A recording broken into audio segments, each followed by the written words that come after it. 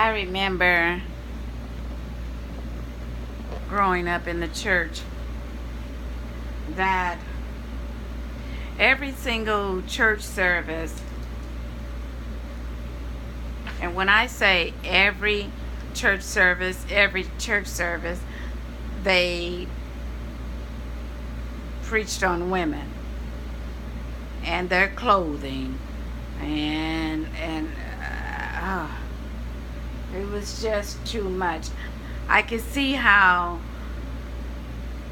women are taken advantage of in the church through brainwashing and manipulation, and women are so willing to do what it is that they're supposed to do, even if as you a little kid.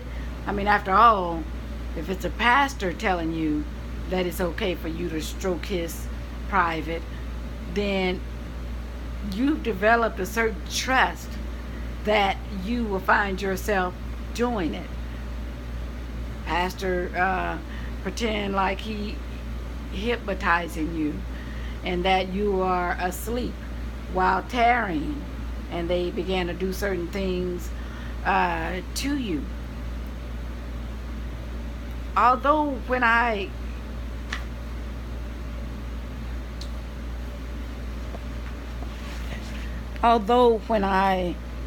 gave my heart to Christ and so sincere, and I talked about the fasting and the different things like that, as I got older, things started happening in the church that caused me to have a blank stare.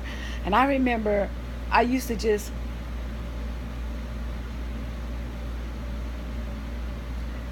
confused. What they doing? You know, what is going on? I remember church fights. I remember as a little kid, I saw the organist and the pastor get into a brawl right there in church, and the pastor's on the pulpit, he's on the organ, he gets off the organ, he grabs the chair, he puts the chair over his shoulder, and he threatened the pastor, he said, I'll knock you, and I'm just a kid and I'm doing this, in my mind, I thought that being saved was going to almost damn near be like heaven. But I found out that it wasn't. So as I got older, I saw time and time again where, like I said, the molesting of the kids, and various churches, even incest, and various churches, and getting away with it. I remember when I saw this story of this pastor and his wife, must have had 6 kids, but he was molesting the kids. And she walked in on him molesting the girl from behind in the bathroom. They're having sex, and he's from behind. And that woman, she had given him, no, not 6, 8 kids. That woman had given him 8 kids. And this was the oldest. She was like 14. And of course, that wasn't a good time. That wasn't good. So all hell broke loose in that home when she walked in on that.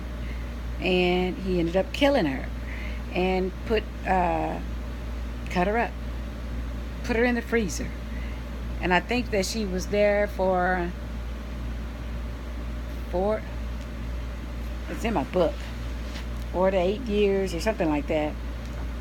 One particular time, the daughter decided to tell, and it was all over the news and everything. She was able to lead them right where the body was, and the dad, even after that, he would preach about the forgiveness of God, and look over at his daughter, and we're not perfect, and yada yada. And so it was just a lot of that went on in the church. So I'm a quiet person, and so I just remained quiet, observing all of that, truly disturbed, but observing all of that. um, with all that I've been privy to, it's a wonder that I survived, but I did, and I'm grateful that I did survive the bullshit. And like I said, you know, it would be to your best interest not to judge or try to judge me harshly, rather to take the golden nuggets of what I'm saying to you in order to help you to live a more happier life, a more fulfilled life. You guys have no idea how I was just like I was like a doormat, right? Um,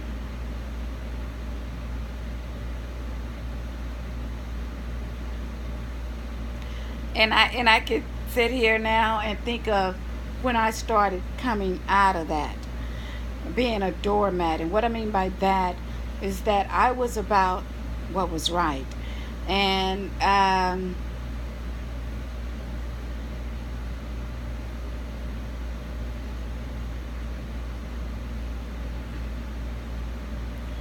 I think that because I was so quiet, that people felt like, you know, Lynn, she's like, she doesn't know, or I'll speak for her, or I'm not sure.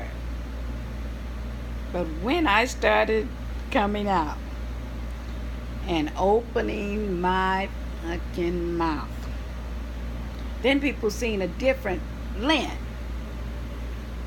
Like, now, don't nobody fuck with me.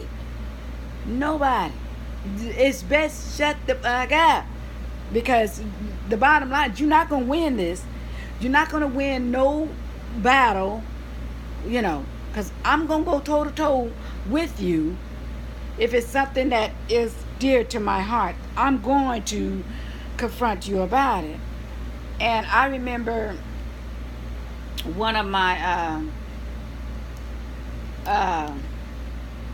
first ladies, pastors,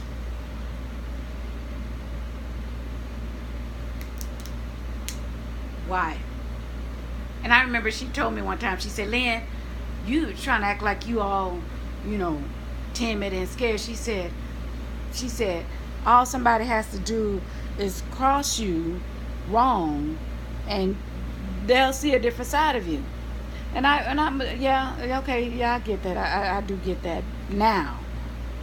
Before many years, I'm just observing and looking and not saying shit. But now that doesn't happen.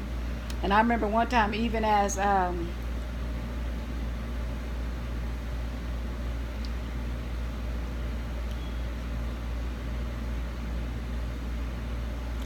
the pastor's wife,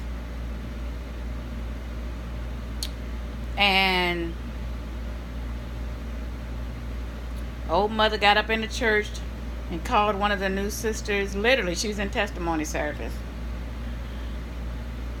and she referred to her as Jezebel, and this lady, I can't even think of who to compare her to, but she was an older lady but didn't look her age, and dressed real and didn't look her age, and had this walk on her, boom, da boom, da boom, literally like over exaggerated twist left to right, dressed real nice, real like short curly hair, like real tapered, whatever. But she wore makeup and things. I thought she was beautiful.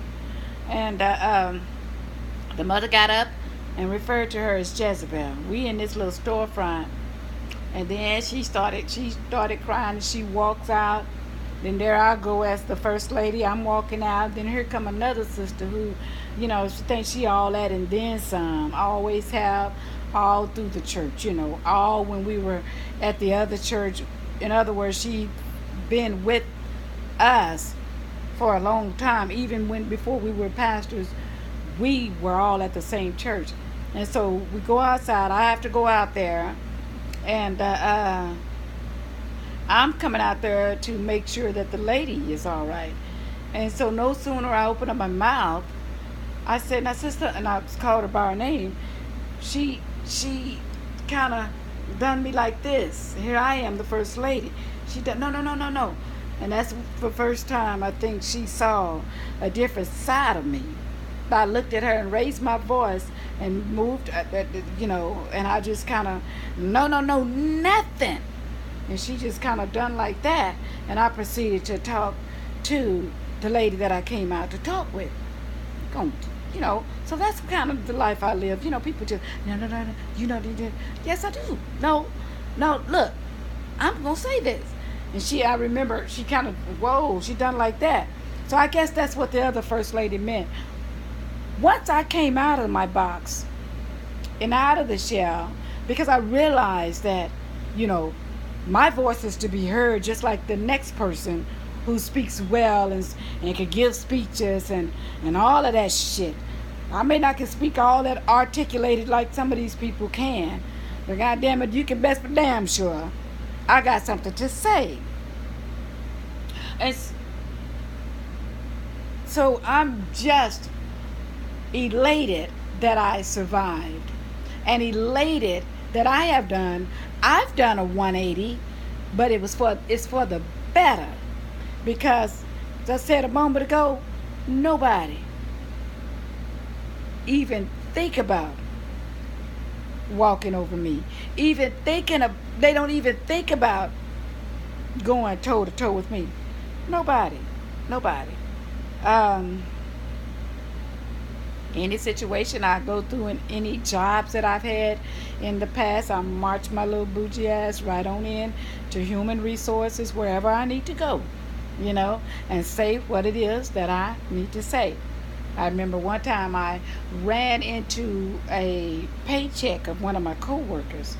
Now, mind you, I've been there a smidget longer, and I do a little bit. Nonetheless, she was making more than I was making.